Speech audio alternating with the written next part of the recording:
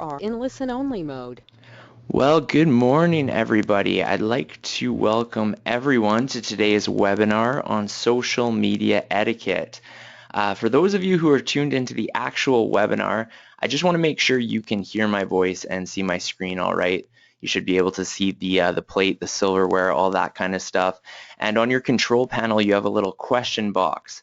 So we have a few people tuned in here. I'm just hoping that everyone can go to that question box. Just let me know if you can hear me okay, be much appreciated, and then I know that we've got that housekeeping item taken care of. So everyone on, yeah, A-OK, Darren, can hear and see the screen. Meta, Marty, all okay. Thank you all so much. Really appreciate those comments. Here we go. Excited about this. To add into the mix of technology, thanks Laurel, appreciate that. To add into the mix of technology, we're actually live broadcasting this presentation on Periscope as well. So thank you to everyone who is tuned in on Periscope. As I mentioned earlier, I'm going to be focused on the webinar portion, but if you guys want kind of a video feed and you follow us on Twitter, we recently sent out a tweet with the link, so you can kind of watch that video feed of this as well if you're interested in seeing it. That would be awesome. Final item I'd like to mention before we get started with today's webinar is that we're using the hashtag RemaxSocial today. So if there's anything you find valuable in today's webinar, or you want to send out a tweet letting other Remax agents know that you're tuned in today, if you think they might get some value out of it, feel free to do that. That'd be much appreciated. And once again, just huge thank you to everyone who's taken the time to tune in today to this webinar. For those of you who haven't seen one of my webinars or recorded videos in the past, my name is Wade Patterson and I'm the Social Media and Communications Coordinator with Remax of Western Canada. And if you ever have any questions, whether it be social media, whether it be communications, anything like that, please feel free to reach out to me. You can get me by email, wpatterson@remax.net. You can get me at our head office here in Kelowna. The number is 1-800-563-3622. Or if you're on Twitter, my handle is @PattersonWade. Really excited about today's webinar. We're going to explore a couple of things. So first off, I'm going to go over a few social media etiquette tips that truly apply to all social media networks. So some of these may come across as being common sense. However, you'd be surprised how many agents overlook some of these things, even though some of them seem so simple. After going over a few of those umbrella tips that apply to all social media networks, I'm going to break it down a bit with specific tips for various social media networks. So we're going to look at things to keep in mind for Facebook, what's important for Twitter, Instagram, YouTube, LinkedIn, and Periscope. The first major tip, regardless of what social media network you're using, is to acknowledge others. And I can't stress this enough. It might seem obvious, but it's something that's often overlooked but incredibly important. So whether it be through mentions, tags, or even direct messages, when someone reaches out to you or your business via social media, it's incredibly important that you're acknowledging that. So I'm not saying to take it to the extreme of every person who likes a photo commenting back to them or anything like that. But if they mention you in a comment on Instagram, or if they tweet using your Twitter handle so that they're mentioning you in one of those comments, it's important that you're responding appropriately. So depending on the way they mention you and depending on the social media network you're using, this might be done in a variety of ways. If they're paying you a compliment, you may simply acknowledge it by hitting the like or favorite button, of course. Or if they're asking you a question, you want to respond. If they're leaving you a negative comment, which does happen from time to time, it's also important to acknowledge that. And that one's a little trickier. I'm going to get into that in a couple slides from now. But acknowledging others on social media, I can't stress it enough, very, very important. Which brings me to my second tip, acknowledging others. Sounds like the first one, right? But this time I'm talking about real life. So sometimes social media etiquette expands beyond our iPhones, and although we want to be the first to tweet about something, or we want to make sure all our Instagram followers see what we're eating for dinner, I honestly think it's very important that real life moments and experiences trump social media.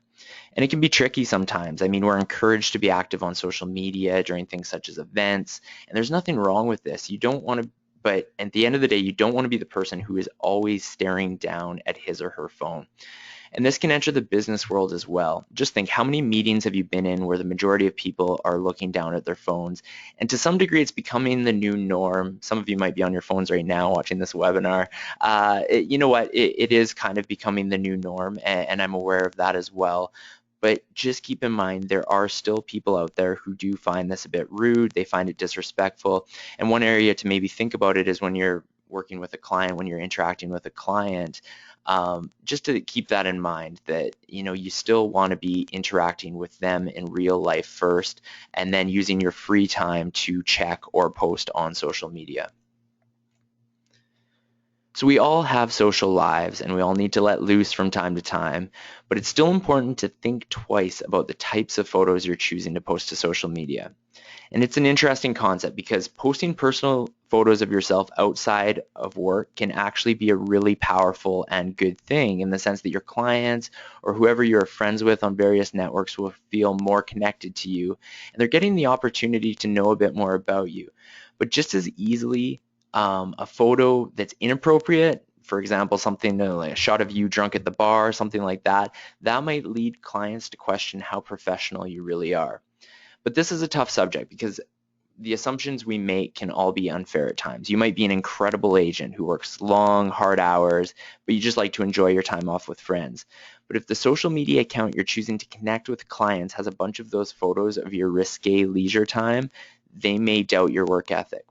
So I'm not saying a photo with a beer in your hand shouldn't go on social media, or even the photo example on this slide is probably not the best. To be honest, I see nothing wrong with it. But I'm just mentioning this because I think it's something worth considering. So we're going to get into a few Facebook specific tools and tips shortly, but one of the things it offers is a timeline review. And these types of checks and balances really make sure that you have some moderation before others are tagging you in photos that you don't want to be tagged in. So this is the tip of the hat to a gentleman named Guy Kawasaki, who is the author of The Art of Social Media. And in his book, he writes about going 3 rounds. And that might sound confusing at first, but just try to associate going 3 rounds with negative comments or negative reviews. So I mentioned before that it's incredibly important to acknowledge others while on social media, and this includes negative comments and reviews. Here's a quick example of what I mean by going 3 rounds. It's a very obscure example, but I thought it up. So round 1, pretend I'm an agent and I stumble upon my Facebook business page and I see this negative comment that says, Wade Patterson is a lazy agent who doesn't return my phone calls. I found a number on his website. I phoned him 3 times in 2 weeks and I didn't hear back. I wouldn't recommend him to anyone. All right, so that's round 1. Round 2 is the most important step of the process. This is your reply, and you want to make sure that you respond to complaints or negative comments in a positive and productive manner. So you may have a perfect excuse why this individual complaining is out of line, but you have to be careful with how you word your response, because you don't want to be that person who's always making excuses for everything. This step is hard because it may involve swallowing your pride for the greater good, but remember in round 2 that anyone can read your response, and it looks bad if you go back and edit what you originally said. You want to make sure you get it right the first time. So keeping with this example, round 2, here's a possible response. Hi Bob, thanks for reaching out or taking time to reach out and voice your concern. I'm sorry that you were unable to reach me over the past 2 weeks. It's very important that all of my clients receive excellent customer service, and it's clear that my service fell below your expectations. At first I was confused because I didn't receive any missed calls. However, after reading your comment, I realized you must have found my old website, which displays my old phone number. Since reading this comment, I've removed that website to avoid any sort of future confusion. I should have done this earlier, and I'm sorry you were unable to reach me because of my mistake.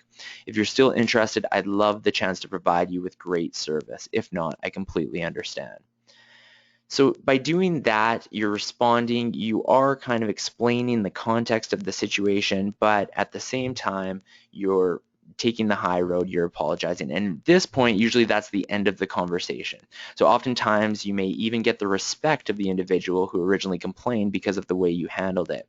But when I say go 3 rounds, it's because there are some people who are insistent and being rude and negative on social media.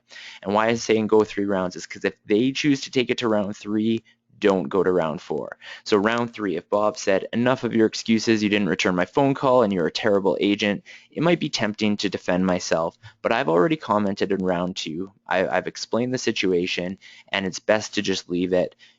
People coming across that are going to see that you took the high road, and that's the best thing to do, to walk away from that type of discussion. So a quick etiquette tip here is to be positive. So social media and positivity really go hand in hand. Those who are glass half full type people, they often do well with engagement. Those who rant and complain about all the hardships in their lives usually stand out in a bad way on social media.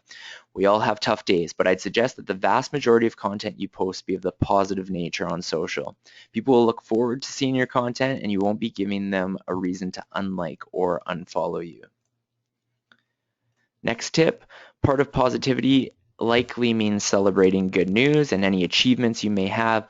But with that said, some use social media simply as a portal to broadcast everything that's going on in their lives. And they don't really interact with others' posts or treat social media as a conversation. And I think it's a much better idea to strive for that interaction. This can also have to do about the way you post about an accomplishment. So perhaps you sold a house for above asking price. Rather than posting on social media, talking about how great of an agent you are, why not make that story about your clients? Maybe that's the photo of them putting up the sold sign, telling a story about how happy they are to have sold their house so quickly. It's still clear that you're the one who helped them achieve this, but rather than making it about you, you're making it about them, and it comes across as far more selfless. This one's another interesting one, because there's going to be times when you feel passionate about a controversial subject and you may want to express your opinion on social media. Or you may have had the worst day of your life and you feel the need to vent your frustration on social. Personally, I have a handful of Facebook friends who it seems like every day is the worst day of their lives, and to be honest, I've actually deleted a few people because of this reason.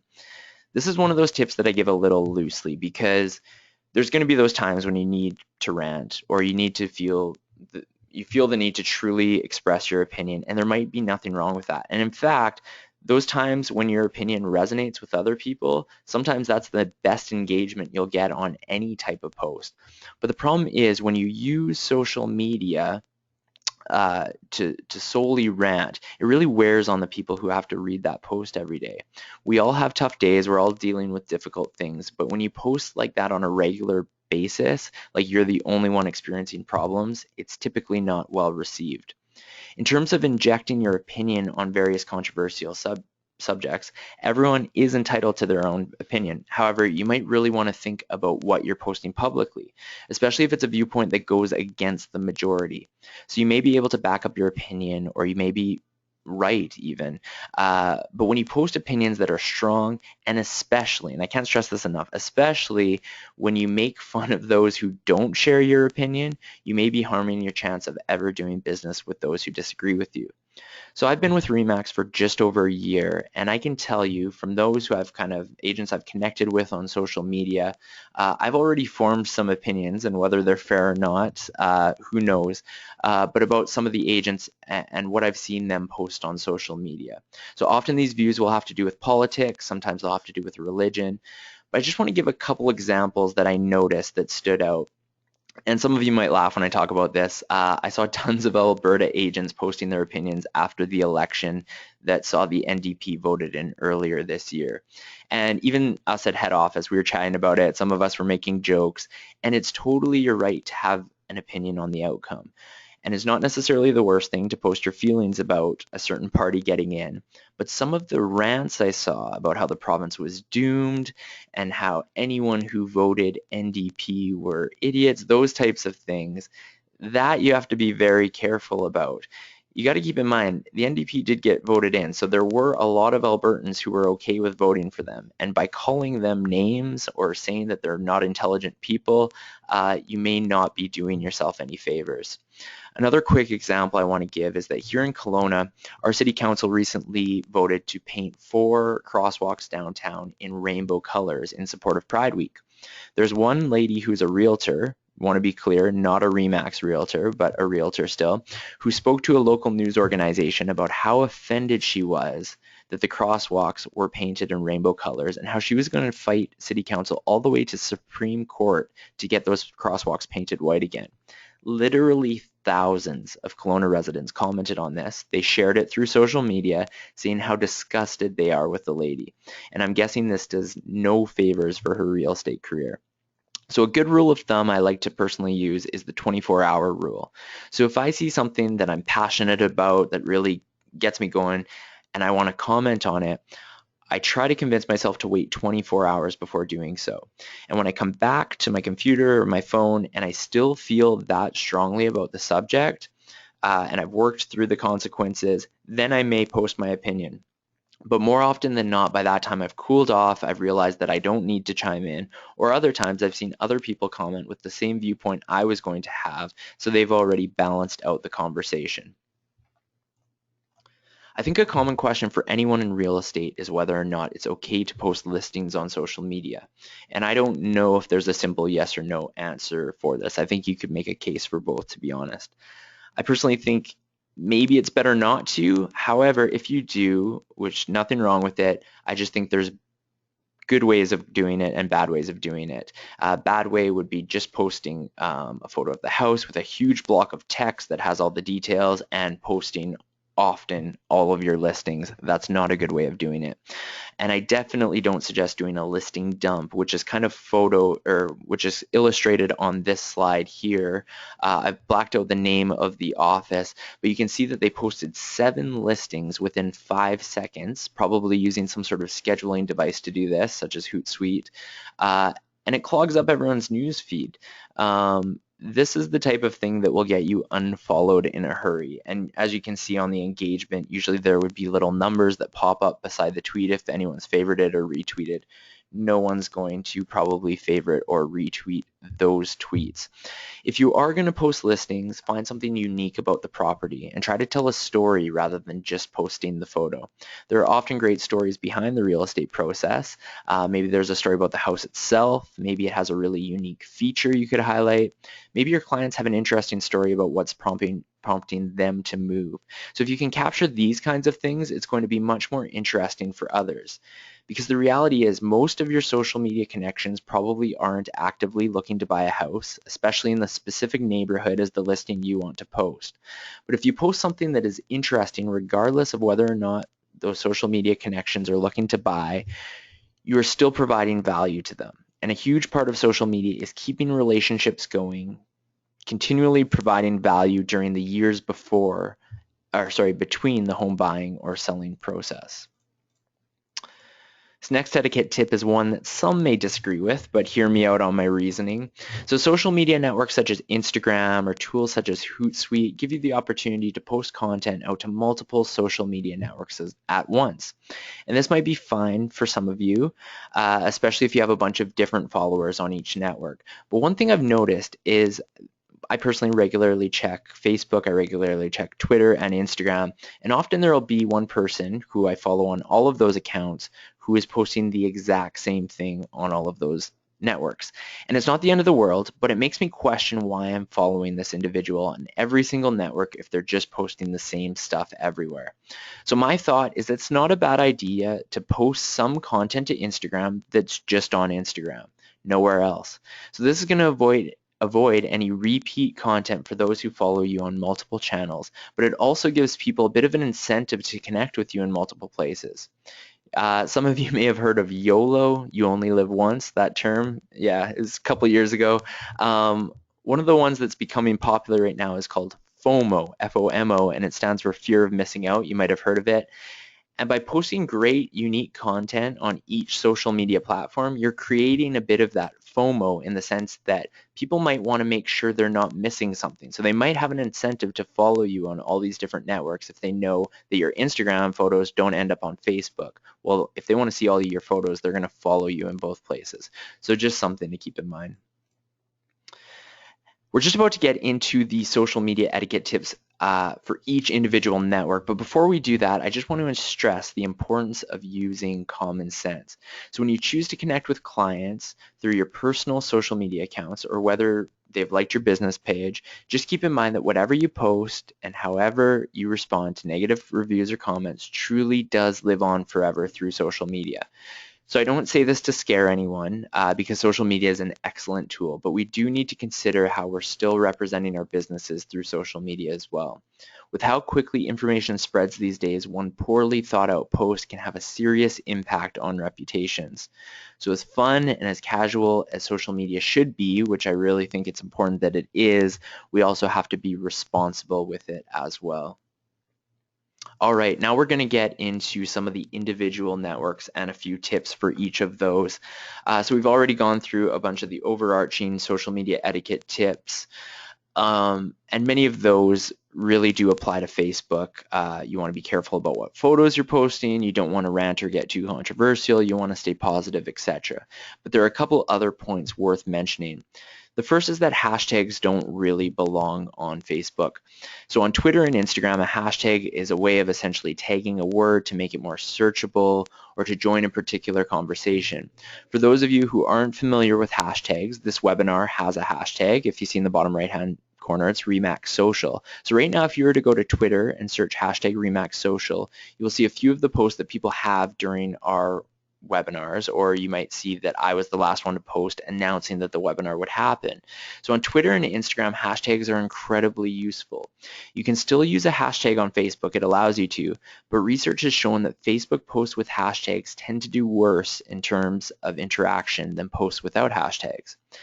And the way that the average person uses Facebook, typically they're not really searching for certain hashtags, whereas this is a common practice with Instagram and Twitter.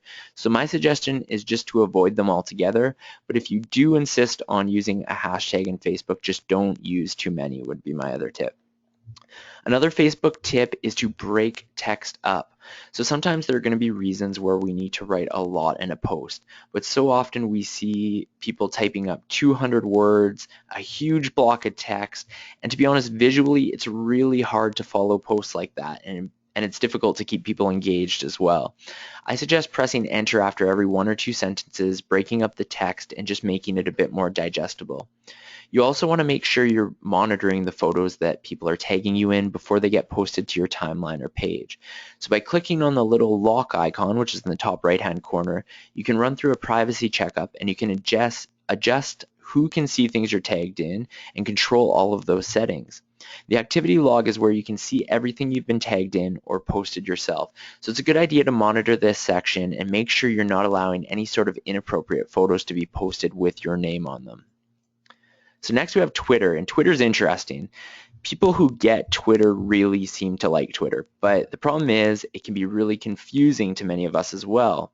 Out of all the social media networks, it may be one of the more intimidating because of the jargon and the nature of tweets themselves. They use handles, hashtags, being limited to 140 characters. If you're looking for basic information on Twitter, I did do a Twitter 101 webinar last January that walked through a lot of the basics of how to use the social media network. So you can find that video on Remax of Western Canada's YouTube channel or on the Region Update. But here are a few pieces of etiquette advice. As I showed before in that one slide, don't post just listings to Twitter. 140 characters is extremely little space to share highlights of the house or to try to make it creative and interesting. So the chances of people clicking on a text tweet with a link is probably unlikely unless they happen to be searching for a property right in that area. The second tip is to keep an eye on your notifications and respond accordingly. So if somebody mentions you in a tweet, it might be worth it to tweet back at them using their Twitter handle and respond in whatever appropriate way, however they were tweeting at you. But this isn't always the case, and sometimes with Twitter you have to have a bit of thick skin. So before I mention that it's always a good idea to respond to negative comments, negative reviews on social media. The only exception I might suggest on this is sometimes on Twitter, people are much more free to send out negative tweets. And if you feel like it's just a one-off, that this person's thrown a comment that's not even worth taking a second glance at, Twitter, these messages tend to go away a little quicker. So if a bunch of people are commenting on something specific, definitely you want to respond in some positive manner. But if it's just a one-off and it's an internet troll or somebody who's just trying to get a rise out of you, it may be worth it to ignore that. All right, I'm just going to pause for a sec because it says that the audio link is lost. I just want to make sure that everyone can still hear me okay. Marty, just checking with you. Can you still hear me? Okay, Eric can. Perfect. So I'm going to keep going here. Marty, I see you have a question. I'm going to get to that right at the end. Um, so a third tip I'd give for Twitter etiquette is that 1 to 3 hashtags is probably the ideal number to use. Anything more than that is quite crowded and it doesn't look great on Twitter. Also remember that you can also include photos with your tweets. In fact, tweets with photos tend to get much higher engagement than tweets without. So just like Facebook and Twitter, I've also done an Instagram webinar, Instagram Basics, somewhat recently. So if you're not familiar with Instagram, feel free to check that out once again on our YouTube page or the Region Update. And Instagram is one of my personal favorite social media channels, but there are some etiquette tips that go along with it as well. And the first is to know that hashtag overuse, it doesn't really exist within Instagram. So most other social media networks, the more hashtags you use, the more you are annoying people. However, with Instagram, it shows that engagement actually goes up and it's highest when you use 11 or more hashtags, which seems crazy.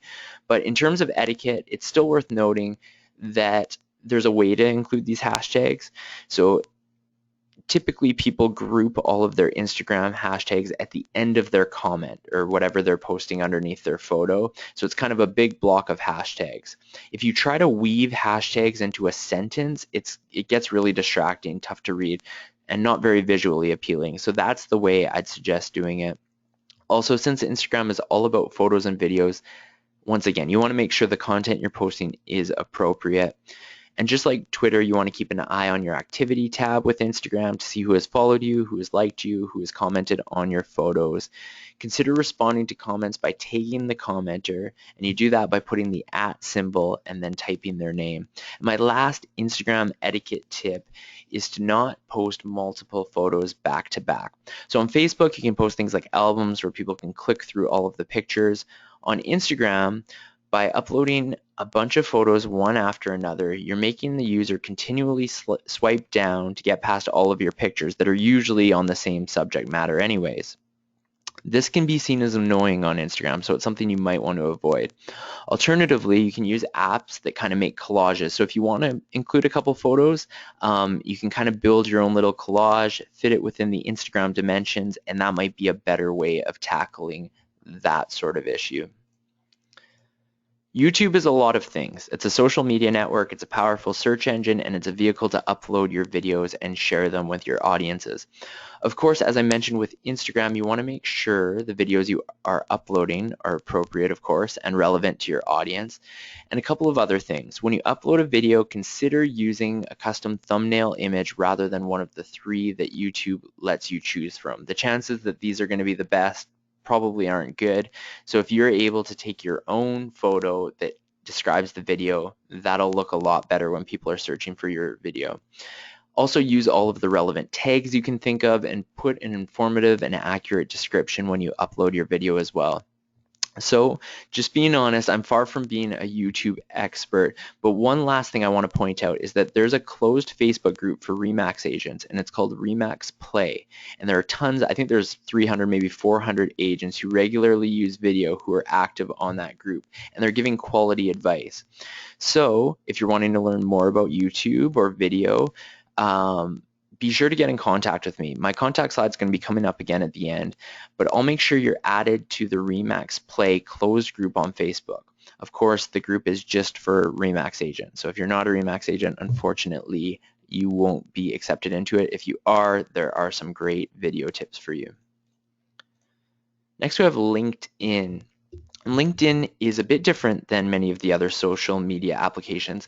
First off, it's a professional site, so posts such as what you're eating for lunch don't really fly on it. You want to always keep the professional aspect in mind when you're working on your profile or posting or interacting in LinkedIn. The first etiquette tip is to have a profile picture. So there are tons of LinkedIn profiles that are just the shadows, and those users haven't taken the time to upload a photo of themselves. If you're trying to grow your connections and you're sending out invitations, you want to make sure that whoever you're reaching out to can put a face to a name. And so just make sure you put something in that profile photo. Also, make it somewhat professional. So it's not really the spot for a social photo, definitely not with a beer in your hand, that type of photo. It's more kind of, if you have a professional mug shot, something where you're wearing a suit, or ladies work attire, that type of thing. That's the kind of photo you want to include there. Also, check out the LinkedIn recommended photo sizes. If you're confused how to find those, I'm sure I can find you a link if you reach out to me, and that'll make sure your photo fits perfectly. The mistake some people make is they make their photos a bit too small, and then what LinkedIn does is they blur out the rest of the background to make that kind of work, but it looks a little more unprofessional. Also, make sure that you're keeping an eye on your notifications and your message inbox. So if someone sends you a message, treat that like email and respond within a reasonable amount of time. It's a good idea to post sparingly on LinkedIn as well. So it's great to be active on it, but I wouldn't suggest posting more than once per day. A final etiquette tip is that you shouldn't ask people you don't know for recommendations or endorsements. Even those who you do know well, I think there's better ways of going about it than straight out asking them to endorse you. Consider endorsing others who you feel deserve it. And I have to give credit to Katie Lance on this tip, which I absolutely love, is that it's a great idea to write 1 or 2 recommendations for others who deserve it from time to time. So every couple of months, let's say. And what a recommendation on LinkedIn essentially is, recommendation. It's like a proper letter of recommendation. And so you're publicly putting your name out there to recommend somebody, and that means a lot on LinkedIn, to be honest. And if you do that for something or for somebody, there's a good chance they may return the favor. So rather than going and asking people, why not give something and then you'll probably get in return? And since we're live broadcasting on Periscope right now, a couple people have stayed around the entire time. Very much appreciate that. I figure it's a good idea to give a few etiquette tips about broadcasting on Periscope. So please keep in mind I've only broadcasted a handful of times, so I'm still very much learning about this new social media platform. But the first tip is to stay engaged with your audience, which today is a very much do as I say and not as I do type of tip, because I've been focused on the webinar and not the Periscope app during this broadcast. But you want to make sure typically that you're watching your comments and you're engaging with your audience. That's going to make viewers want to comment and interact with you. Another tip is to have a bit of a plan for what you'd like to talk about. So by having some sort of context, you'll give viewers an idea of what they can expect before they click to watch your video. Typically on social media, if someone has a negative thing to say, blocking and reporting aren't really the ways to go about it. But on Periscope, it's different, and here's why. So if someone posts something that's rude or inappropriate, that comment pops up, and on Periscope, after you do a live broadcast, it saves the recording of your video. So if someone is continually posting rude things, that's going to come up in your recording, all of those comments. So I suggest you have a 1 strike and you're out rule. If someone posts something inappropriate, don't be afraid to block them. It's going to set the tone that you're not okay with that type of language, and it'll make a better experience for those who want to check out the recorded viewing afterwards. Well, that brings me to the end of today's webinar on social media etiquette. Huge thank you to all of you. We got quite a few out today, which is good. All of you who have stayed for the entire webinar, and those of you who have tuned in on Periscope. I truly hope it provided you with a little bit of value. I have a couple questions here. I'm going to get to that in a second. But just for those of you who are going to take off at this point, any questions, social media, communications, anything like that, please reach out to me. My email, once again, wpatterson@remax.net, or you can get me by phone, 1-800-563-3622. My Twitter handle is @PattersonWade. And I'm just checking through the questions here. So I got a question from Marty, and he asked, do you suggest linking your post to Twitter, for example, so that they automatically appear on Facebook and other networks where linking is allowed? Great question, Marty. That kind of goes back to what I was saying. There are different opinions, and sometimes, let's face it, it's a lot easier to do it that way, to link these, and then we're not going into each network individually. But the problem is each network kind of has a language of its own in a sense. So the way I post a tweet is a little different than the wording I'd use on a Facebook post, which is a little different than the way I'd post something on Instagram. So my suggestion is actually to do them separately. Some people might disagree with that, but I don't like the idea of linking, and it goes back to that whole thing that if people are following you on different networks, there's no incentive for them. I mean, if you're posting the same type of content on everything, then they'll just want to follow you on one because they know they're not missing out. Whereas if you post some different content on Instagram than you do on Facebook, people might have that fear of missing out. They might think, oh, if I don't follow this person on Instagram, what am I not seeing? So my suggestion would not be to link all of your social media posts. Personal opinion, might get some pushback on that, but yeah, that's my suggestion. Thank you for the question, Marty. I just want to make sure I didn't miss any others. Not seeing any other questions here. Thank you all so much. That brings me to the end of this webinar. I believe the recording was happening on this, so this recording should be up later on. So thanks so much, and I hope everyone has a great day.